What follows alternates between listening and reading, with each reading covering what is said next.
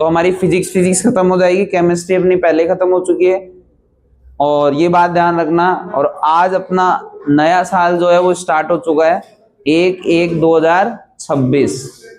थोड़ा सा इतना सा काम करना आज से ही कि भैया अब रियल से खुद के मन से देखो, सेल्फ मोटिवेशन बहुत बड़ी चीज होती है, साफ बोल रहा हूं मैं। जब तक तुम खुद में नहीं सोच लोगे ना कि मेरे को ये करना है, जब तक कोई कुछ नहीं कर सकता। मैं तुमको कितना ही मोटिवेट कर लूं, कितना ही बोल लूं, कितना कुछ भी कर लूं, नहीं फर्क पड़ेगा। फर्क कब पड़ेगा? जब खुद में सेल्फ मोटिवेटेड होंगे और खुद को पता रहेगा यार मुझे ये करना ही करना है, चाहे कुछ ही हो जाए। चाहे अब वो तुम मेरे लिए करो, चाहे तुम अपने लिए करो, चाहे तुम्हारे घर वालों के लिए करो।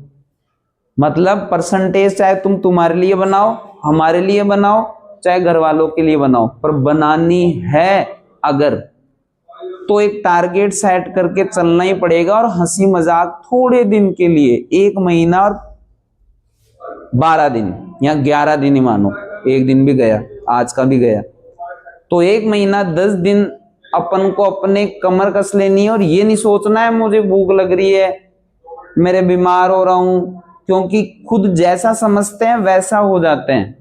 मैं समझ रहा हूं कि यार मेरे तो सिर दुख रहा है, और एक तरफ बाम लगा, इधर बांधा और शुरू हो गए। कभी अपनी मम्मी को देखना, तबीयत खराब होती है तो भी तुमको स्कूल जाना है, पापा को ड्यूटी जाना है, तो कैसी भी कंडीशन हो, क्या खाना नहीं बनाती क्या है? ऐसा कोई दिन आया जब तुमको भूखा भेजा है?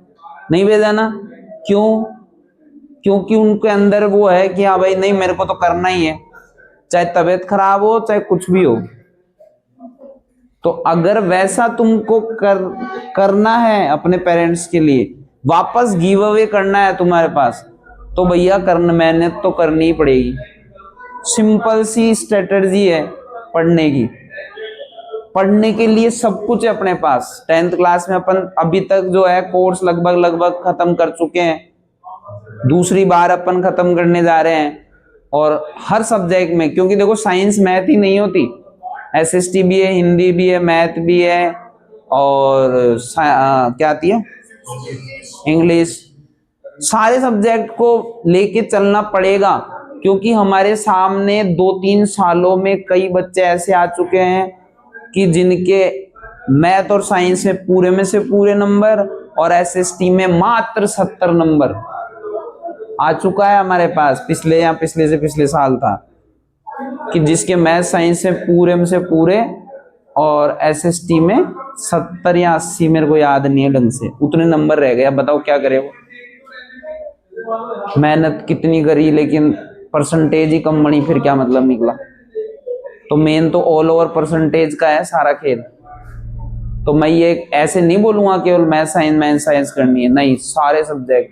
और भैया खुद को सोचना है, और सीधी एक धमकी समझ लो, चाहे कुछ ही समझ लो, आज से फोन, टीवी, कोई सीरियल, कोई मूवी, सब बंद। और 1 महीना 10 दिन ढंग से पढ़ना है। ढंग से का मतलब होता है कि दोबारा किसी को कहने की जरूरत ही नहीं कि पढ़ना है, क्योंकि टारगेट हमारे सामने है, टाइम हमारे सामने है, जो कुछ है अपने सामने। और मैं तो कह रहा हूं ना, तुम हमारे लिए चाहे मत करो, कम से कम घर वालों की तो सोचो, उनके लिए कर लो कि वो इतना कर सकते हैं। तो हमारे सामने तो बीमारी नाम की चीज ही नहीं होनी चाहिए। 1 महीने तो जुकाम हो रहा है, क्या दिक्कत है, इधर से दवाई ली, चलने दो, यही होना चाहिए अब तो। क्योंकि 2-4 चीजें याद रखना, क्योंकि लड़की हो चाहे लड़के हो, अगर लड़कियां जैसे 75% बना लेगी या इससे ऊपर बना लेगी तो गार्गी पुरस्कार मिलेगा। केवल 75 बोल रहा हूं मैं, इससे ऊपर, और ऊपर जाते जाओगे तो पता नहीं क्या क्या मिलेगा।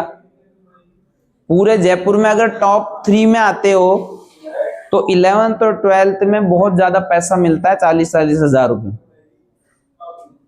राजस्थान सरकार देती है, 1st नंबर, 2nd नंबर और 3rd नंबर वाले को।